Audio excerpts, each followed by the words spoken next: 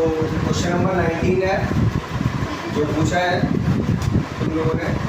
तो इसमें ये क्वेश्चन यहीं पे लिखा हुआ है, पूरा स्टेप बाय स्टेप ये क्वेश्चन ही है, ठीक है। क्या क्वेश्चन है, तुम्हें क्या क्या दिया है वो ये सब कुछ सामने लिखा हुआ है। तांबे के टुकड़े का द्रव्यमान 50 ग्राम दिया है, उसमें तार की लंबाई कितनी कर दी गई है वो बताया है 50 मीटर। तांबे का विशिष्ट प्रतिरोध रो से दिखाते हैं 1.8 × 10⁻⁻8 ओम मीटर है। तांबे के पदार्थ का जो घनत्व है D 9 × 10⁻³ किलोग्राम पर मीटर क्यूब है। अब देखो हमें सबसे पहले क्या करना चाहते हैं, हम एक ही पद्धति में मात्रकों को लेना चाहते हैं, ठीक है। तो जनरली हम जो लेके चलते हैं वो किसमें लेके चलते हैं, MKS का मतलब क्या है, मीटर किलोग्राम और सेकंड। यानी कि अगर किसी क्वेश्चन में मीटर नहीं है तो हम उसे उस मात्रक को चेंज करके मीटर बना लें। अगर किलोग्राम में नहीं दिया है तो हम उसे चेंज करके किस में कन्वर्ट कर ले, किलोग्राम में। और समय अगर सेकंड के अलावा किसी चीज में दिया है, जैसे घंटे में दिया है या मिनट में दिया है, तो उसे भी चेंज करके किस में लिया है, सेकंड में लिया है। तो यहाँ पे कुछ ऐसा लग रहा है तुम्हें चेंज करने की जरूरत है, ये भैया क्या, द्रव्यमान किसमें दिया है, ग्राम में। किसमें चेंज करना पड़ेगा, किलोग्राम में। तो 50 × 10⁻³ किलोग्राम। अब हमसे जो पूछा है वो तार का प्रतिरोध निकालना है हमें, क्या, तार का प्रतिरोध। अच्छा, प्रतिरोध और विशिष्ट घनत्व में कुछ रिलेशन है, ये भैया R बराबर क्या पढ़ा है तुमने, ρ/A। ये फॉर्मूला है। तार का प्रतिरोध बराबर क्या होता है, ρL/A। अब रो तुम्हें पता है यहाँ पे, जी भैया। L तार की लंबाई पता है, जी भैया। कमी किसकी रह गई, A की, क्षेत्रफल की, है ना। तो हमें क्या चाहिए अभी, पहले क्षेत्रफल A। देखो अब मैं इधर बना के दिखा रहा हूँ तुम लोगों को। जैसे ये तार है, ठीक है, ये होता है ना, ये इसकी लंबाई होगी L। एक तरीके से ये बेलन है, जी भैया। बेलन का आयतन क्या होता है, πr²। L होगा ना यहाँ पे, H की जगह πr² है। अब πr² जो होगा वो इसका क्षेत्रफल ही तो होगा, यानी कि A × L भी होता है ना आयतन, कुल मिला के बेलन का आयतन क्या होता है, A × L। बात समझ में आ गई। अब इसका जो द्रव्यमान होगा, द्रव्यमान बराबर क्या होता है, एक फॉर्मूला तुम लोगों ने पढ़ा होगा पहले कभी, आयतन गुणा घनत्व। पढ़ा है ये फॉर्मूला, द्रव्यमान बराबर क्या होता है, आयतन गुणा घनत्व। अब यहाँ पे द्रव्यमान जो है m वो गिवन है, कितना है, 50 × 10⁻³ आयतन जो है, आयतन क्या होगा, A × L।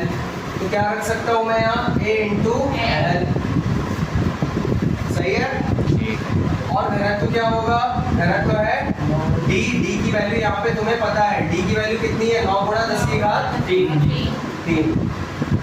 ठीक है। अब सारी वैल्यूज जब यहाँ लगाओगे, 50 × 10⁻³ चलो ये गुणा में था, इसे बटे में भेजूंगा तो 9 × 10⁻³ बटे में चला जाएगा। और A × L कितना है, 50 से ये 50 तो हो गया कैंसिल।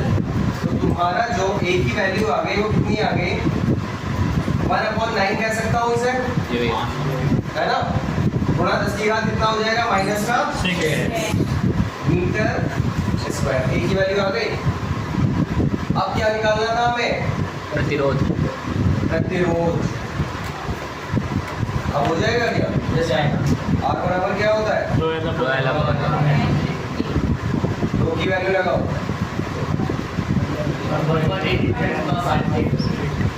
L की वैल्यू लगाओ 50। A की वैल्यू लगाओ 1/9 × 10⁻⁻6 1/9 × 10⁻⁻6।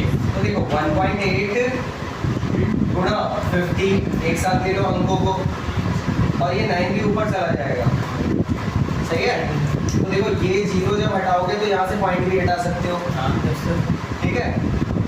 और 18 9 कितना होगा,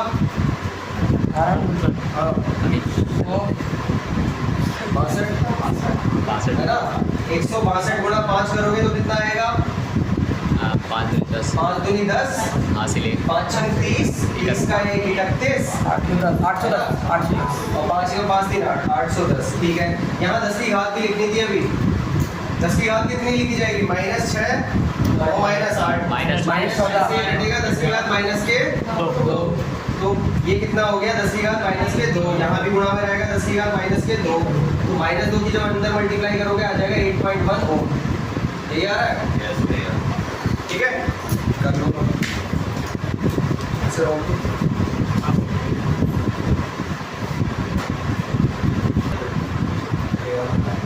यही है क्वेश्चन। ये भैया यही है। एक तार की लंबाई कितनी है? 100 मीटर 100 मीटर है, ठीक है, और व्यास कितना है? 2 मिलीमीटर 2 मिलीमीटर mm है, ठीक है। तार के पदार्थ का विशिष्ट प्रतिरोध दिया है। तार के पदार्थ का विशिष्ट प्रतिरोध कितना है? 4.8 इंटू 10⁻⁻8 ओम मीटर है। इसी पदार्थ के 2 गुने व्यास के तार का प्रतिरोध क्या होगा? 2 गुने व्यास के तार का प्रतिरोध क्या होगा? ये क्वेश्चन है।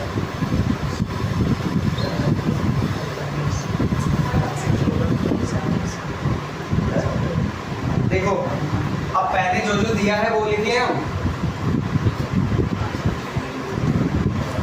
तार की लंबाई कितनी है? L 100 metre. देखो इंपॉर्टेंट क्वेश्चन है ये, सही है। इस तरीके के क्वेश्चन इंपॉर्टेंट है। जो भी 2 गुने 3 गुने वाले क्वेश्चन है कि लंबाई को 2 गुना कर दिया जाता है, क्षेत्रफल को 3 गुना कर दिया जाता है, इस तरीके के जो क्वेश्चन है वो इंपॉर्टेंट है, सही है। क्योंकि वो इस फॉर्मूले पे जो क्वेश्चन है ना R = ρL/A, इस पे जो क्वेश्चन है वो इंपॉर्टेंट है सारे। तो तार की लंबाई कितनी है? L = 100 मीटर, ठीक है। व्यास कितना है? 2 mm। त्रिज्या क्या होगी फिर? 1 हो जाएगी। व्यास की आधी होती है ना, तो 2/2 यानी कि 1 mm, यानी कि 1 × 10⁻³ मीटर, ठीक है। और क्या कहा है? विशिष्ट प्रतिरोध दिया है।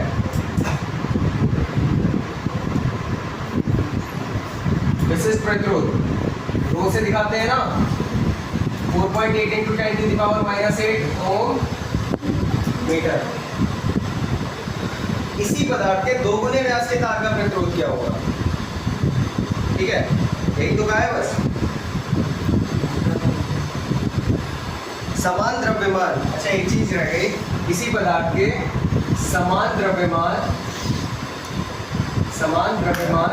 के, मतलब द्रव्यमान कैसा है उसका?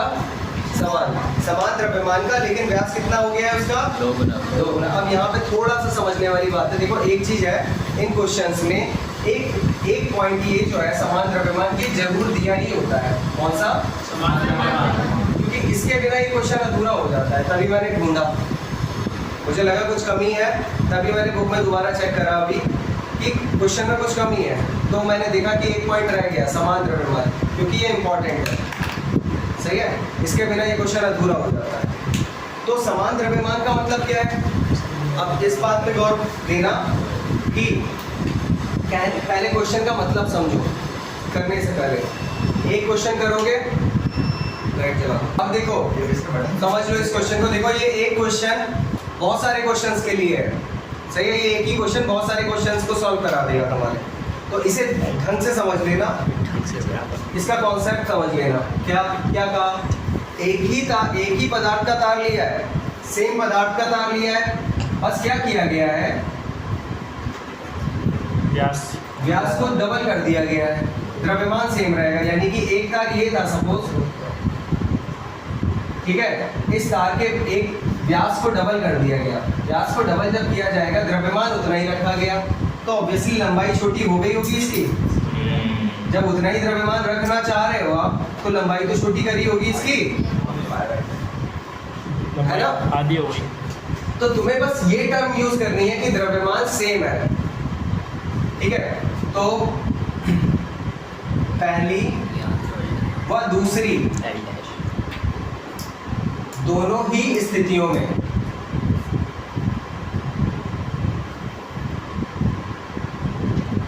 तार का द्रव्यमान कैसा रहता है? सेम है। It means m1 equal to m2, और m1 द्रव्यमान अभी बताया था क्या होता है? आयतन गुणा घनत्व। अब पहले तार की तुमने मानी त्रिज्या थी r1, कितनी थी? तो यानी कि पहले जो व्यास दिया था तुम्हें, वहां पे क्या लिख देना है? ये तार दिया था। दूसरे तार जो था उसका व्यास डबल कर दिया है, दोगुना कर दिया है ना।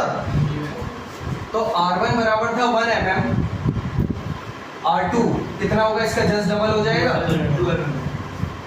है ना? तो यहाँ पे लिख भी सकता हूँ मैं, r2 बराबर क्या हो जाएगा? 2 mm, यानी कि 2 गुणा 10⁻³ मीटर। क्योंकि व्यास को डबल कराए तो त्रिज्या भी डबल हो जाएगी। व्यास का आधी तो होती है त्रिज्या, जब व्यास को तुमने डबल किया तो त्रिज्या भी तो आधी हो जाएगी। तो r2 बराबर कितना हो गया? 2 mm। पहले की लंबाई हमने मानी थी L1, और आपकी लंबाई कितनी मान ली? L2। ठीक है। तो m1 बराबर क्या होगा? आयतन गुणा घनत्व। आयतन मतलब पहला आयतन गुणा घनत्व सेम रहेगा, पदार्थ सेम है तो घनत्व सेम रहेगा। आयतन मतलब दूसरा आयतन अब जो है गुणा घनत्व सेम रहेगा, घनत्व पदार्थ का होता है। पानी को तुम एक बाल्टी ले लो या एक गिलास में ले लो, एक जैसा ही होता है ना? अगर एक टैंक पानी से भरा हुआ है और एक बोतल पानी से भरी हुई है, तो क्या उस दोनों पानी अलग हो जाएंगे? दोनों का घनत्व तो सेम रहेगा ना। तो तार एक मोटा ले लिया, एक पतला ले लिया, पदार्थ सेम है, तो घनत्व तो क्या रहेगा उसका? सेम। घनत्व से घनत्व कैंसिल हो जाएगा। आयतन क्या होता है? अभी बताया था A इंटू L, और A क्या होता है? पाई स्क्वायर सेंटर होता है। पाई आर स्क्वायर, यानी कि पाई r1 का स्क्वायर इंटू L1, और ये क्या होगा? पाई r2 का स्क्वायर इंटू L2। बात समझ में आ गई? तो पाई से पाई कैंसिल हो गया। r1 r2 की वैल्यू तुम्हें पता है, ठीक है? यहाँ से मान लो तुमने L1/L2 निकाल लिया। L1/L2 क्या हो जाएगा? r2 square upon r1 square. इधर कर दे रहा हूँ आगे। तो L1/L2 क्या हो जाएगा? R2 कितना है?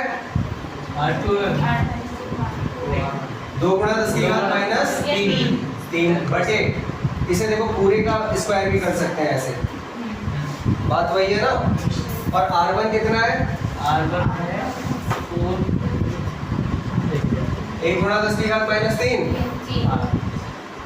कट गया। L1/L2 बराबर कितना आ गया? 4/1। ये हो गई हमारी इक्वेशन 1। बस ये जब निकाल लिया ना तुमने, तो क्वेश्चन अब हो चुका है, सही है? फिर कोई दिक्कत नहीं है। देखो अब 1 सेकंड में क्वेश्चन हो जाएगा। पहला काम तुम्हारा क्या है? इस शर्त को यूज करना है कि द्रव्यमान दोनों के बराबर है। हर क्वेश्चन में दिया होगा ये कि समान द्रव्यमान है, बस उस चीज को पहले सॉल्व कर लो, यूज कर लो। जो चीज नहीं दी है वो हमें पता करनी है, पहले पता कर ली, उसके बाद हो जाता है क्वेश्चन। कर लो पहले, इसे नोट करो इतना, फिर आगे बताता हूँ। ऑन कर दो। दूसरे तार का प्रतिरोध पूछा है ना, तो ये L1/L2 हमने निकाल लिया। अब दूसरे तार का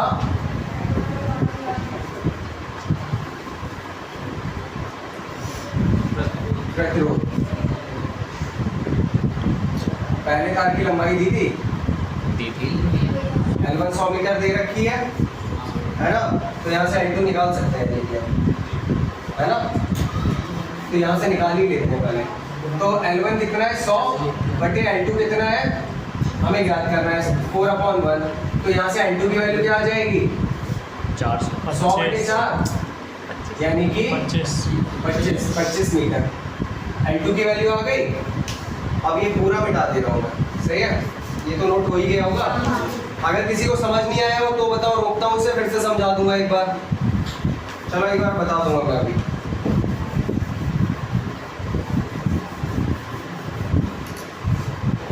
देखो अब R जो दूसरे तार का प्रतिरोध है वो क्या करना था, रो L2 अपॉन A2। रो कितना है 4.8 into 10 to the power minus 8 into L2 कितना है 25 और A कितना होगा पाई R स्क्वायर, पाई R2 का स्क्वायर, है ना? तो 4.8 into 10 to the power minus 8 into 25 और ये पाई होता है 22/7 और R2 कितना था हमारा, त्रिज्या कितनी थी? 2 गुणा 10 की घात -3 2 गुणा 10 की घात -3 का स्क्वायर। अब ये हो जाएगा ना, देखो कैसे होगा, 4.8 गुणा 25 बटे में 22, 7 भी ऊपर चला जाएगा गुणा में, और नीचे क्या रहेगा 2 दूनी 4, ठीक है। और गुणा में 10 की घात को कैसे सॉल्व करेंगे, -8 और नीचे 10 की घात -6 बनेगा, -2 बचेगा, कटेगा 10 की घात -2। तो अब यहाँ पे बस ये सॉल्व करना रह गया है, तो इसे सॉल्व कर लो। 4 एकम 4, 4 दूनी 8, 12 आ गया। फिर 2 से काटा तो ये कितना रहेगा 0.6 और ये क्या रहेगा 11। तो आंसर जो आएगा तुम्हारा वो कितना आएगा, 25 छंग 150, 15 15 सत्ते 105 गुड। कितना रहेगा 105 बटे 11 गुणा 10 की घात -2, इतने ओम रहेगा। इसी को पॉइंटों में निकाल लोगे तो ये और आ जाएगा। R ओम प्रतिरोध के तार को खींचकर 3 गुना कर दिया जाता है। ये एक तार है, ऑन कर दिया है क्या? ठीक है। ये एक तार है,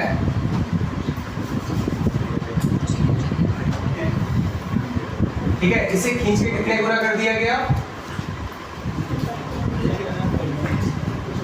भैया ये तो संयोजन है,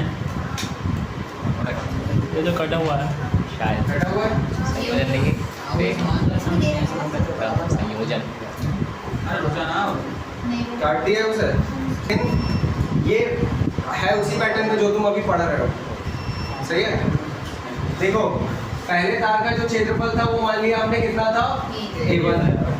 पहले तार की जो लंबाई थी वो हमने कितनी मान ली L1। बाद में जो क्षेत्रफल हो गया मान लिया हमने कितना हो गया A2, और लंबाई जो हो चुकी है L2 वो पहले से 3 गुनी है। L1 बराबर हमने क्या माना L।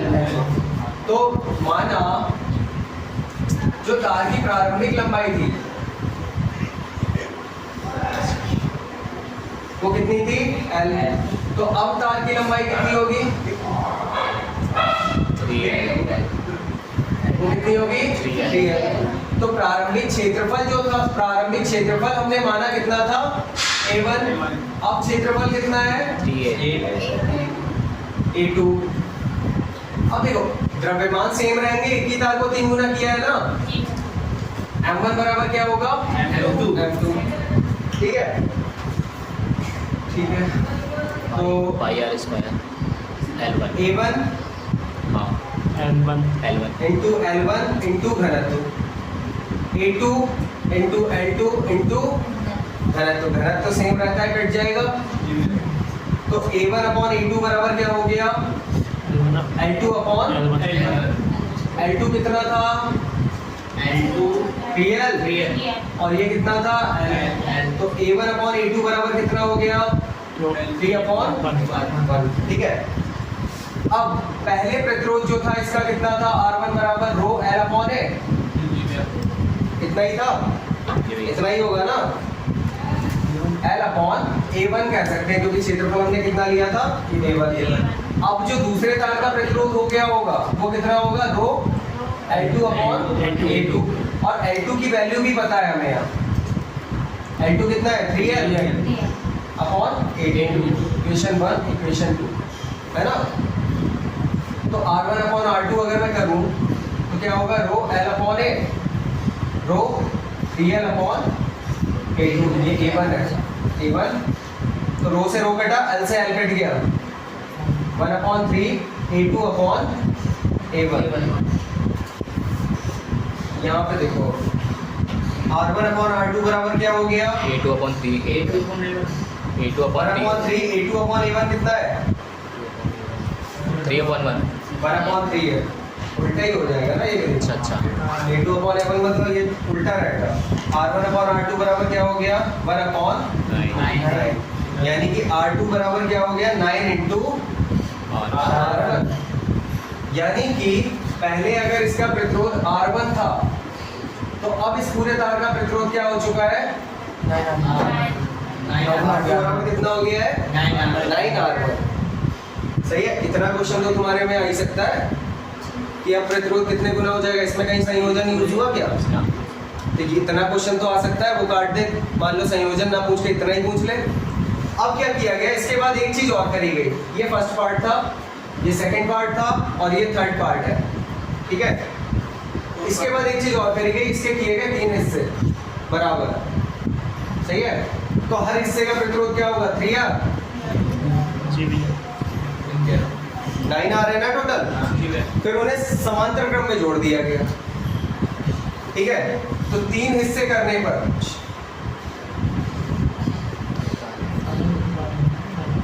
हर हिस्से का प्रतिरोध